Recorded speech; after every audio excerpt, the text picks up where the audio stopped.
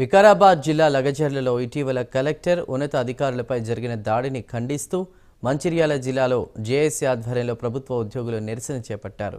Collector కార్యాలయం ఎదుట నల్ల బ్యాడ్జీలు ధరించి నిరసన వ్యక్తం చేశారు. అధికారులపై దాడులు చేసిన వారిపై వెంటనే చర్యలు తీసుకోవాలని వారు డిమాండ్ చేశారు.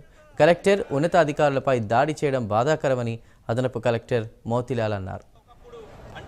గత ప్రభుత్వ కాలాల్లో ఎలా ఉండేదంటే ఆ ఊర్లలో ఏం జరిగినా కూడా కళ్ళు చెవులుగా పనిచేసినటువంటి ప్రభుత్వ ఉద్యోగులపై దాడులను వెంటనే దాడులు చేసిన వారిని వెంటనే ఉద్యోగ ఉపాధ్యాయ కార్మిక జేఏసీ పిలుపు మేరకు మంచిర్యాల జిల్లాలో అన్ని శాఖల ఉద్యోగులు అందరూ కలిసి వికారాబాద్ జిల్లా కొడంగల్లో వివిధ శాఖల ఉద్యోగులపై జరిగిన దాడిని ఖండిస్తూ ఇక్కడ నిరసన ఏర్పాటు చేసి అన్ని శాఖల ఉద్యోగులు ఇక్కడ హాజరయ్యారు.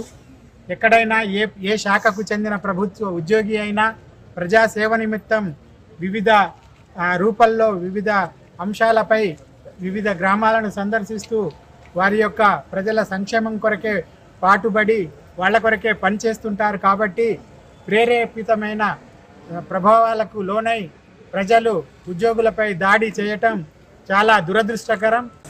తెలంగాణ ఎంప్లాయీ జేఏసీ పిలుపు మేరకు 3 రోజుల క్రితం వికారాబాద్ జిల్లాలో జిల్లా కలెక్టర్ గారిపై మరియు ఇతర అధికారులపై జరిగిన దాడిని జేఏసీ ఉద్యోగులందరం మంచిర్యాల జిల్లా తరఫున తీవ్రంగా ఖండిస్తున్నాం.